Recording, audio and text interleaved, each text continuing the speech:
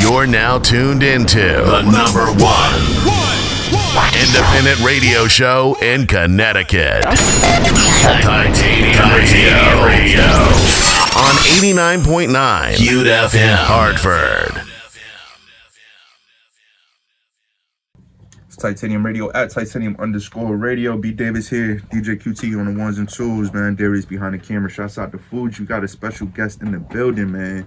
Got the homie Quentin McDougald in the building. Thank you. How you doing, brother? Listen, I'm doing amazing, man. I'm going to tell you, XQT, this interview should have happened about 10, 15 years ago. Ooh. But I think timing is everything. So what we talk about today, it'll show you that timing is everything. So y'all go back like that? Oh, we go way back. We go back to them original website days when there was bargain basement prices. Word. Back then. What was the price of a website 15 years ago? 15 years ago? Yeah. Oh, listen, I was trying to get in the game. I don't know if we'll talk about this, but me getting started with a website, I only came up and figured out how to do it because me and my people, we were trying to put together a basketball company. And we tried to shop it around, try to figure it out. And then I just learned how to do it. Back then, it was a $199. Wow. $199. What is it today to put together a website? Oh man, it's custom. Yeah. I can't, it's custom. It's you got tiers on it. consultations. Yeah, It's consultations yeah, about consultations and corporations and companies that I'm talking My to. office hours is 9 to 5 Yeah, p.m. they can book a consultation anytime, anytime. So what do I call you? Quentin Q, Mr. McDougald. Oh wow, that's What different do I hats. call you? I don't know. For you can call me Q or Quentin. Call me Quentin. Different hats. I feel like it's the same way, like with somebody that does a lot of things and wears a lot of hats. It's a lot of different names they go by, and it's not even like they choose to go by those names. It's just what people call you in those lanes that you kind of mastered or is in the process of mastering. So Q.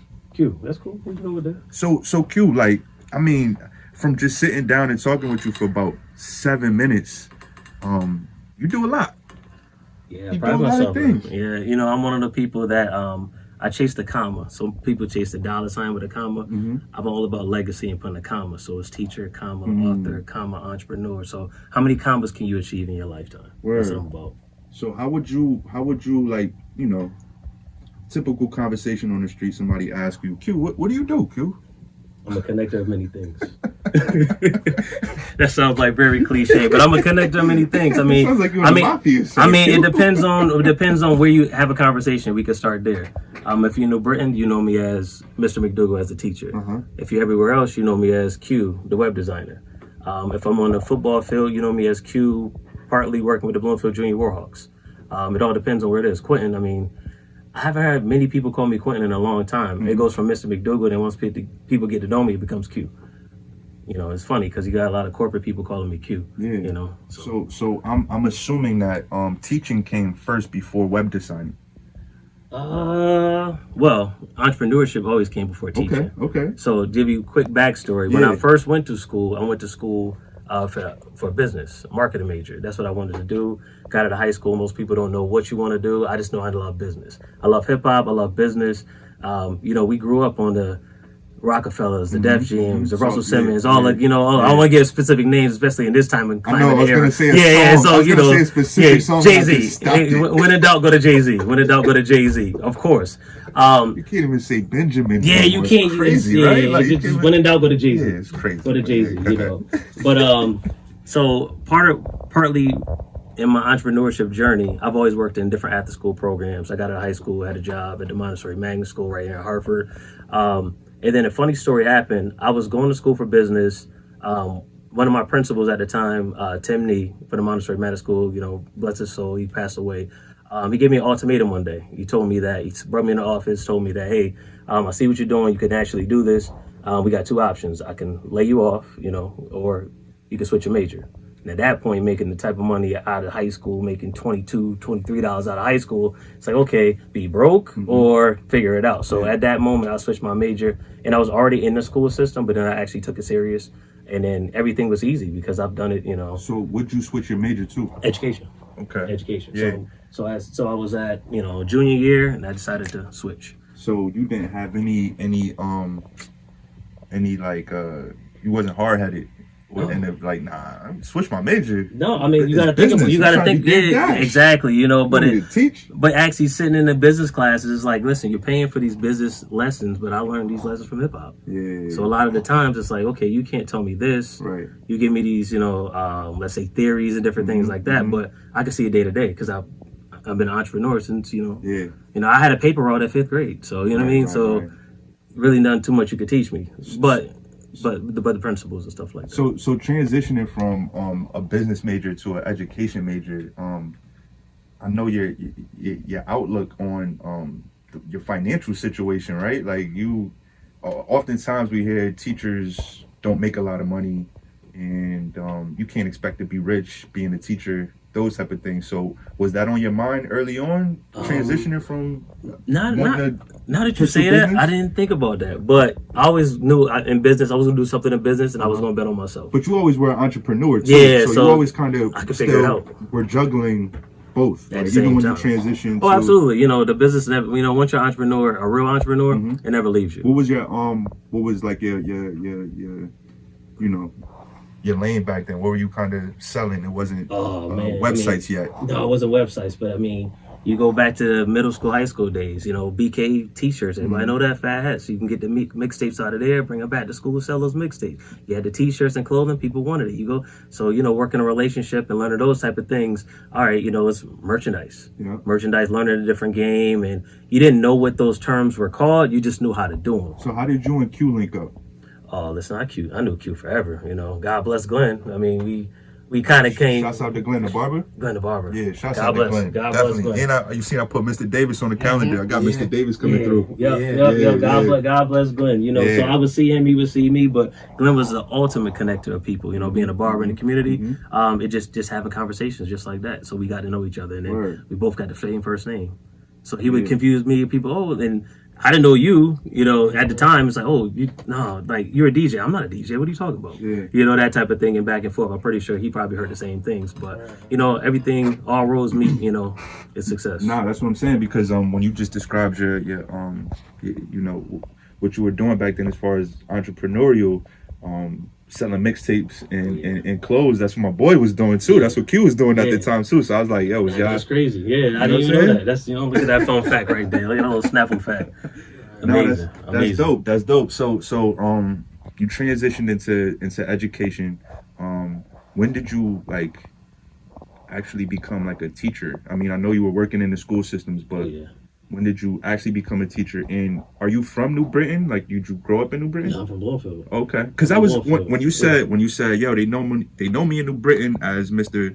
McDougald, but I work with the Bloomfield Junior Warhawks. I'm like, bro, that's two different worlds. Yeah, I'm like, yo, bro, you kind of set tripping, bro. That's kind of like, how you do that? Two different worlds. Two different worlds, man. It's been amazing. I mean, like, you know, I talk about it in my book right here.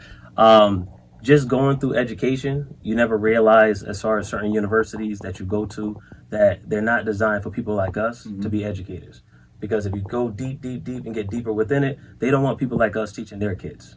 So I learned that the hard way, you know, just through student teaching, the different things that were talked to me. I'm not going to go into detail. They got to buy the book, of course. But the different racist things that was said to me, when, you know, as you're climbing that ladder, kind of learning different things, going through different obstacles and everything like that, where a lot of people, I think, if they didn't have that background or just had that struggle or different things like that, I learned through being an entrepreneur, they would have gave up. Most people, even the principal at the time, told me, I'm surprised you're still here. You know, just kind of fighting the different things. Like I was telling you behind the scenes, like I had advisors telling me, like, people like you shouldn't be teaching kids that look like this. You know, they come into observations of me and like, okay, I see you talking to those kids, but they don't look like you. Go work with those kids over there. That look like you. That look like you. You know, that type of thing. Like, okay, if you teach is not for everybody. I feel like I feel like sometimes in certain environments they bring in black males for those specific situations in those specific kids over there. Yeah. Like,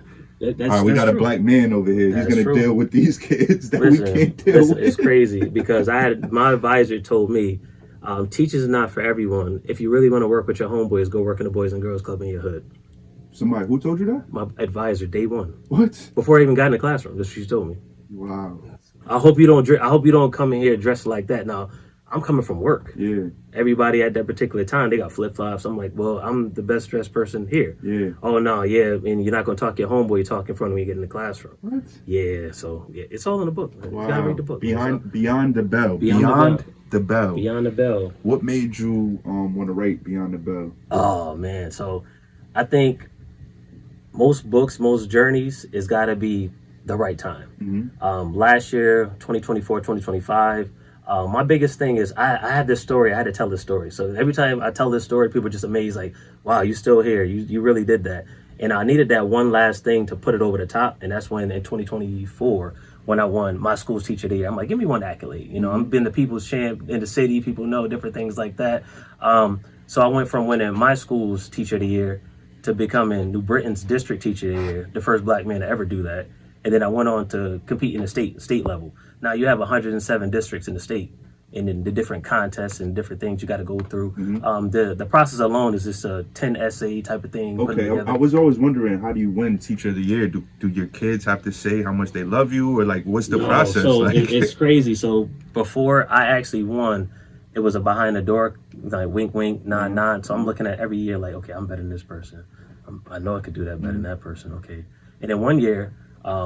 That's the year I brought my basketball team. I'm like, okay, I won the city title in boys and girls basketball. I ran a multicultural club. I run the chess club. I was cross country. I did everything you possibly could do and didn't win. So I'm like, at that point, it's like, there's got to be something. You know, I don't want to talk about that, but it's all in the book. But it's got to be something. It's got to be a reason why. But then finally, when it hit, and it's kind of like, okay, district level, and then I told my story, the same story I'm telling you now. The people there, they're in tears. I'm telling the story. They like, how could that happen? What year? Like, like, this doesn't make sense. And I just continue to tell my story everywhere, every microphone that I get in front of. So, yo, your story sounds like it sounds like a lot of our stories, in the sense of like not knowing, feeling like you're doing everything, feeling like you're checking off all the boxes, but you still don't know how to play the game. Yeah. Yep. And there's nobody in the room that's going to tell you how to play the game. They never will. But you know what I learned, though? The day I learned to play the game is when I put the entrepreneur hat back on and looked at education as a business. Because that's what it is. I mean, you take business, you know, they talk about all the time, like, how everything is structured. You walk in lines, desks are in rows. Back then, it was to train you to work in a factory. Right. Things have changed. So now it's my turn to make a change. And by making a change and putting that entrepreneur hat and looking at, okay, this is why they do this. This is why they do this. They have money for this. They don't have money for this. And just kind of looking at the politics of it. Once I put that hat on, I realized, okay, this is deeper than teaching. Yeah. And once I learned that, it's like, okay, it kind of been like a Neo in the Matrix moment. It's like, okay, like I can see everything. Everything's slowed down. Motion. Slow down. Like, okay, I can just, just like that. That's dope, man. How long did your journey from making the transition into education to 2024 winning the New Britain Teacher of the Year? I'm going, this year 18. 18. Yeah, 18. 18 years. 18 years in it. So it took me the 17th year I won. Which is ironic because Q is the 17th letter. Crazy, right? I just thought about that. I'm not a rapper, though. Yeah. RZA would be proud. Yeah, so just thought about that. So I'm guessing, once again, I'm assuming that you don't teach anymore. No, I still teach. You do? Oh yeah, I taught today. So how you writing a book basically about your career as a teacher, and you giving all the, I want to say like the deep, dark, not secrets, but like, stuff that happens behind closed doors. Yeah, but how does that affect your career now? Well, it's a little different because in this book, Beyond the Bell, How Educators Can Lead, Inspire, and Build Businesses, again, both worlds collided. And this happened in 2023 or 2022, one of the years, when I got named one of the 9 most influential African Americans in New Britain. And I'm not from New Britain. Everybody else was. So I got a city award from the mayor, and that's when I had to put a bio down, and I had a moment. It's like, okay, do I only talk about education, or do I talk about everything? And then at that day, when I got that award on that stage, people understood that, okay, yeah, you're an entrepreneur. And a lot of people like, okay, well, the people I have as clients, they know I was a teacher. The people that was a teacher never know I had a business. So from that, it's like, okay, when that's worlds what this collide, yeah. Worlds collided, and it's like collide. Put the book together. So in the book, I talk about my story. Then I transitioned to show other people how to find their passion. because I think that's what's lost in a lot of people now. A lot of people just in the rat race. Listen, man. Yeah. If there's one thing I could do, is give that feeling of finding your thing. That's it. Finding that thing that whatever you put into that thing, it gives back to you. Yeah, definitely. You know what I'm saying? Yep, absolutely. So like they find it, so it's a guide. So it's a workbook. Most people do the workbook, they put it together. I went with hardcover because I got to stand out, I got to be different. So I go from my story, the ups and downs, to sharing how you find your story, and then what you really truly passionate about. Because people could be doing things for years and just never passionate about it. And then from there, I show you how to turn your passion into a business. Now I break down different business terms that most educators, most people, because it's not just for educators, what they didn't know. And then what you end up doing in this book is writing your actual business plan, breaking down the marketing strategies, everything down to the colors you pick, the logos and everything like that. And then now at the end, once you finish this book, you have your business plan that you can take to a bank, already written. So it's like 2 birds, 1 stone. I read the book and I wrote my business plan while reading the book. Exactly. That's dope. That's dope, man. And that's beyond the bell. Beyond the bell, how educators can lead, inspire, and build businesses. That's fire. And I think that there needs to be a push for more educators, more teachers to exercise their business mind. Yeah, and that's my goal. Like get money. That's the goal, because they say a lot. You know, you hear about it. They put it out there. Teachers don't make money. But it's hard though. It's hard because they working so hard to manage the kids. I know sometimes they gotta use their resources for supplies and things like that. So I know it could be hard. So I mean, having a business and a family and juggling the 2 or 3 may be very hard for somebody. So I could see why more teachers don't, but I think that there should be a push for it. Well, they will when they buy this book, right? For sure, when they will for when sure. they buy the book, right? It's the push. It's the push that they needed, because all I'm showing you is what you're already doing in the classroom or what you're doing in your 9 to 5. You already got these business skills. Yeah. Now you just didn't have a name for it. Word, man. So moving on to like your once again your entrepreneurial spirit, web design, mid 2000s. Yeah. What made you want to dive into that? Did you have a background in I want to say like CAD? Did you take like CAD classes? Did you have like any background in any type of computer classes? The craziest thing about it is me and my friends, we used to pull up to the court right here on Granby Street. And our thing, we play ball. We ain't superstars, but our thing is, the game needed some fundamentals, that type of thing. So we would pull up different courts. Hey, get a bunch of kids together. Let's work on these skills and drills. That's what our thing was. But our thing is, we didn't have a way to get the word out, to get the message out. So we went around. I'm like, I'll take it up on myself. I'm an entrepreneur. Let me find somebody to do web design, to do a website for us. And kind of traveling around, couldn't find anybody, or find somebody that, hey, listen, we trying to do this for free. So that summer, I figured it out. I'm like, all right, let me hop online, let me figure it out. And I was my first client. Word. Because we needed something to put it out there. And what was the feedback like? Oh, listen, they see it now, but back then, that day, they were like, yeah, who'd you pay? And I'm like, I did it. They was like, nah, you didn't do this. I'm like, I did it. And they were like, well, I'm like, look at these pictures. These are my players that played for me. Nah, you just sold the pictures to the players. It's like, listen, I'll put it together. And I'm going to watch this. Give me a second. And I changed something. They're like, wait, you really did do this? And I'm like, yeah, and that's how Nothing But Web got born. So if you take a look at the name, Nothing But Web is a spinoff of Nothing But Net. Yeah, that's how I got started. Keep that. Just from that way. So you a basketball player too? Oh man, I'm a retired basketball player, man. Okay. I listen, behind the scenes, this is the best. I won't even get into that. You was quiet the whole time. Yeah, man, because listen, I'm an OG, man. Yeah. I know my limitations, man. I know my limitations. Until somebody brings it to you, then you're like, all right, Saturday.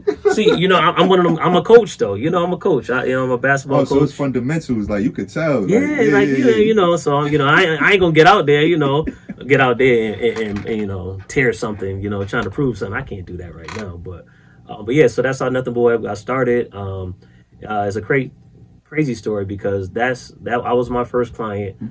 Just knowing marketing and promotions, everything, you had to do that. Every month I would rebuild the website, just to put it back out there, just to show, okay, hey, I'm trying to do this. And then I got my first client. He was a trainer. Actually, both of them were trainers. They were the $199 website, $199 get you a website. That's what the promotion. And back then I wasn't really making nothing off it. It was just like, it's a starting place, which a lot of people don't realize. They just see success, but they don't know, like, you got to start somewhere. So even with them, now I got 2 websites, and I'm redoing, flipping it, putting it back out there, changing, kind of learning the game. And I didn't get my second client to year 3. Wow. So once I got my 3rd client, that's when I started getting to the e-commerce. Shout out to Gina with Shoe Bar. And with her, she was selling shoes out of her trunk, that kind of like shoe party type of thing. And we decided to put it online. And then, so it's like now I got my second official client, year 3. And then when I hit year 4, that's when I got another client. And from there, it kind of stuck with it. So it was like slowly but surely. Yeah, it's the traditional brick by brick. Yeah, stuck with it. Yeah, it's like every month I'm promoting on social media, like, hey, this has got a new website coming. It's the same site, just to never look. With the more clients you gained over the years, did you, I'm assuming you're doing it by yourself. Did you add, more players to your team? No, I just stayed the same. Because you learn in business, it's kind of like sometimes to get things done right, you got to do it yourself. And you may have to wear those type of hats. And I think a lot of people fall off as entrepreneurs because they either outsource to people and because you're outsourced, you don't know what they do. Yeah. So at the end of the day, if they're not performing on what you need to do and you don't know how to do it, your business shuts down. So over the time, it's just been me, just kind of figuring it out as I go through. Word. And you see, Breck, you very, very disciplined. Like you got everything in your calendar. So get the vibe. Time is everything. It's carving out time to make everything work. Because you also do a podcast. Yeah, so those are shows. So all right, let me give it a difference. So a lot of people say podcast. I go with shows because if people actually knew what it takes to put these things together, you interview people. You got to come up with questions and lighting and backdrop, and I flip the room to make a studio, and this is just to call it an audio podcast. It was never even audio. You couldn't get it. It's all video. So with that, I started my first show called The Business Blueprint. So I tacked on the people that I knew and said, hey, listen, give me 15 minutes. And just give me 15 minutes, walk people through what you do because you're an expert at what you do. And then I know, just through business, if people are passionate about something, they don't go. So most of those shows are usually like 45 hour, sometimes 90 minutes. And people just going and giving people a step-by-step blueprint because a lot of the different clients that I met, they didn't know how to do it. So, but I knew the experts because either I worked with them in the past so they would come on in the Business Blueprint. But my original goal was to only do 4 in a year, like just 4 shows in a year. Yeah. So I did the first one. People showed up. Well, okay, cool. I did the second one. So all right, I could do this, and then I hit episode 3, 4, 5, 6, 7, 8, and then back to back, which killed me because they were live shows. So most people do pre-recorded. They were live shooting them. Anything that could happen would happen. Everything. Yeah. So I had people jumping in the chat. I had people spamming chats. Oh, wow. I had people on there with video. Yeah. People turning cameras on. People walking around the background. But I didn't know how to do it. I'm just a person that's going to try and figure out. Yeah. So what killed me was doing the live show. So I'm like, let me pivot. And then I started my second show, which is called From Idea to Impact. Because I realized the Business Blueprint was the big show. So not everybody's ready for the big show, but everybody's got a story. So in this show, From Idea to Impact, that's when I would talk to different entrepreneurs. And they would talk about their journeys, their ups and downs, what they started with the idea to start a business, where they are, what they had to go through, and then we end off with the point of what's their goal to make an impact in the world. So I had 2 different shows running at the same time, but then once I started the book, I kind of put those on a hiatus. But I'm bringing them back in the wintertime. Bringing them back. That's dope, man. Like, thank you, man. Talking to like a lot of successful people, experts in their fields, like what's like a underlying trait that you see amongst, the majority of them or all of them? They wake up early. Most people that are successful entrepreneurs that I work with, they usually start their day about 4 or 5 o'clock. 4 or 5 o'clock, they start the day there. Now, whenever their day ends, it ends, but they understand that taking that piece. Like myself, I wake up early just to get the hour, that's my silence. What time you go to sleep usually? If I told you, would you believe me? I mean, 1 o'clock, 2 o'clock. 1 o'clock? When you wake up at what time? About 5:30.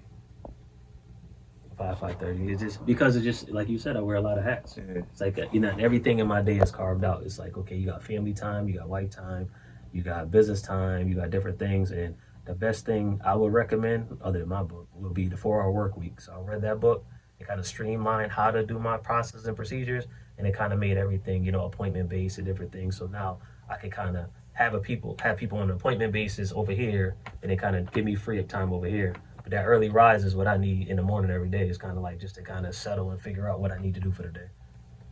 That's dope, man. Beyond the Bell is the book. A lot of gems. A lot of gems, man. It's your 14th year of the Nothing But Web, man. Yeah, I can't wait. We coming over year 15 of that. Like, yeah, it's a celebration. I know everything has changed. Oh, yeah. How has AI affected just like everything you do? I mean, you help people write out their business plans and their business rollouts. You do a lot of just different consultation, a lot of different things. How has AI affected what you do? I think AI has been it's been a good help for a lot of things, because a lot of times people don't have the time to kind of sit with me and do different things or different concepts. Like I pride myself on every client I work with. Like I can run a bit. Like you want to sell here, I can tell you how to sell here. You want to sell houses, I can tell you how to do, because I've walked through every single step. AI help me automate and get that little faster. You know, where it would take me somebody that's selling here and take them through the process of maybe of 9 months. Because sometimes people come to me, they're not even ready. I'm the only web designer that'll be like, listen, you're not ready for a website, you need a consultation. And kind of get them to that point, because I'm not about just taking people's money. You know, I'm delivering product and helping them be successful, because I only work off referrals. Like I don't do commercials, I don't do all this stuff. I'm just self-promotion. And hopefully I deliver the best product to you. So you're selective with your clientele. Oh yeah, absolutely. So even in like the year one, when you said, "Yo, I didn't get my second client till year 3," you were kind of picking and choosing clients at that time? Well, see, at that time, I just needed somebody to believe. Okay. Like I believed in myself. Yeah. But the trick is to get other people to believe in you. Yeah. So I had to get somebody that was ground floor up and make them believe, because they were like, "Yeah, I'll take a website," and it's like, "Listen, I'll just do it." Like don't. And even when I was rebuilding every single month, I didn't charge them for it. It's like I just need, like, we help each other. We kind of grow as you grow, we grow, and then they took off from there. Very important, man. What do you think is the key to networking? The key to network is joining the Nothing But Web Entrepreneur Network. There you go. That's available right there in the www.nothingbutwebllc.com. But I think being selfless is the best thing about being network. I think a lot of people, they come in with too many egos. I think once you check your ego at the door and realize that we're all the same as entrepreneurs and we all had the same journey, you know, we all have the same journey. We all have the same goals to get there. It's just about how we get there. And once you get in a room with a bunch of people with that like-minded, I think that a lot can happen. Like I was telling QT behind the scenes, like I've been to, actually the other guy that was here before me, I've been to different events where it's been about 9-10 people that put the event on and they met in the network. And I didn't even know about it. I just showed up to the event because I support everything people do. Then I showed up and like, oh, how'd you know this person? Oh yeah, we met in the network. Because in the network, you can build your own silos and kind of, okay, collaborate. Okay, I need a event planner. I need a caterer. I need somebody to do flyers. I need a web designer to hit me up. And then they'll just kind of do their own events and do their different things that they need. So it kind of lives on its own. That's fire. And it's all in the Instagram bio. Nothing But Web Entrepreneur Network, man. That's it. Beyond the Bell, the book. Where can they get the book at? So, uniquely, most people would tell you to go buy it on Amazon, not me. Okay. Because, you know, as we had the conversation. So, putting together the book, I got to the last part. Like, everything goes back to hip hop and music. You know, as an artist or a different artist, you always need that. You get the product done, and you're like, you know what, it needs that one thing. So that one thing I needed was kind of reaching out to State Senator Doug McCory to give me the forward of the book. Because I'm like, he is the ultimate other black man, educator, principal, state senator. Like, if we're going to do it big, we're going to do it big. I need that stamp. So once I got that stamp, it was like, okay, this is the last thing I could put that quote-unquote album out, doing it that way. So get everything together. I put everything together from writing it, the cover, design, everything. What I needed was a publisher. So did my research online. Everybody says go the Amazon route. What they don't realize is if you go the Amazon route the first time, you can't resell it on any other platform. And Amazon takes their percentages, the big percentages. Sometimes it's 40%, sometimes it's a different thing. But me being the entrepreneur, I decided to, you know what, I'm going to start my own publishing company. You know, because back in the day, you know, everything goes back to Jay-Z. Start your own label. Yeah, we're going to do it out the trunk. We're going to do our own record label. Exactly. So showing my kids, my 2 boys, legacy and what they need to do, I named it after them. It's called cmcpublisherhouse.com. CMC Publishing House is just their 2 initials, Chase and Cole, and they run this business. You know, so I've been showing them from the ground up how to run a business. What's a profit? What's the law? So know your numbers. I could at any time say, hey, listen, this week we sold 17 books. How much did we make? And it's not like, oh, 17 times the price of the book. Oh, no, we know that expenses and everything. So they're learning the journey. So when you order a book, they bag the book up, they ship it. I just drop them off. I drive them to the post office. People in the post office know them by name. Oh, yeah, I know you're here. They take the business card, they go do it. So it's their business that they run, and I tell them how to run their business. So that's how we put it out. So if you want to get a copy, which you should, everybody should get a copy, you go to www.cmcpublishinghouse.com, and that's exclusively where you can find the book. Dope, man. Where can the people find you? Instagram, Facebook, all that good stuff. Oh, man. perfect. All you got to do is Google. So most people say you go to social media platform, just Google Nothing But Web. You'll find me. Like, just Google. Either you find, go back to what you say, Mr. McDougald, or you find the entrepreneur. So nothingbutwebllc.com. Looking for the book is cmcpublishinghouse.com. Social media is Nothing But Web LLC across all platforms. Book related social media page, CMC Publishing House. That's it. Either CMC Publishing House or Nothing But Web LLC. Yo, congratulations on 100 Men of Color. Appreciate also. that. Yes. It's a funny story about that too. Tell us, we got some time. So I was talking to someone and they were like, yeah, it'd be dope. You should get 100 Men of Color. And I'm like, yeah, I did get that email. So I put that out on social media, I think yesterday. And I'm like, I've been sitting on it. I'm like, oh yeah, I should put this out. Shout out to Jew and Archer. Yeah, shout out to Jew and Archer. Yeah. But I'm like, because I've been kind of go-mo, and what I learned most in these journeys over the years is that sometimes you got to take a moment to just stop. For sure. And see your accomplishments. For sure. And salute them, because a lot of things everybody do is quality. And what everybody, what you do, a lot of people can't do. And, and it just, sometimes you just got to kind of sit back and just kind of look. Yo. And be like, this is what I did. And you running 500 miles this year. Listen, 500 miles, Hartford Marathon, yeah. You up to, is that correct, 500 miles? Oh, that's my goal this year, to do 500 miles. 500 miles this year. So what are you up to right now? Oh, listen, I'm going to tell you, Q called me today. I'm sore. I did 16 miles yesterday. 16? 16 yesterday. So is it 500 miles by December 31st? By December 31st. But I'm training for the Hartford Marathon. Where you at with it? Oh, I'm in high hundreds. I get there, though. Okay. I get there, because I'm ramping up now, because now is that time. Wow, you got a lot. You got a lot to go. I mean, I don't want to... Yo, you going to do it, brother. You got it, brother.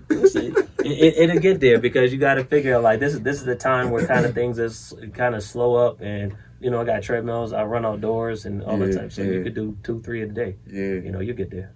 Wow. You get there. Man, salute, man. Hats off, man. Like I said before, man, he do a lot, man. Yes, salute, man. Salute. As a guy that wears a lot of hats myself, man. It's a nice hat you got on right there. Yeah, for sure. It's a nice hat you got on right there. For sure. Nothing But Web. Nothing But Web LLC.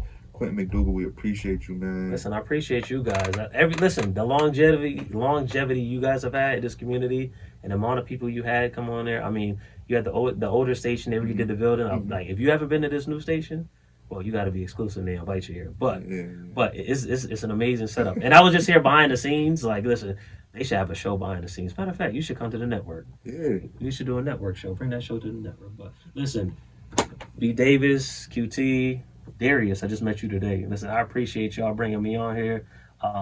Before I go on this big run that I plan to go on, as far as different promotions, I know I had to start here. So this is the first place I'm starting. Appreciate you going. I got to start here. For sure, man. It's Titanium Radio at Titanium_radio. Keep it locked. Tune into your radio.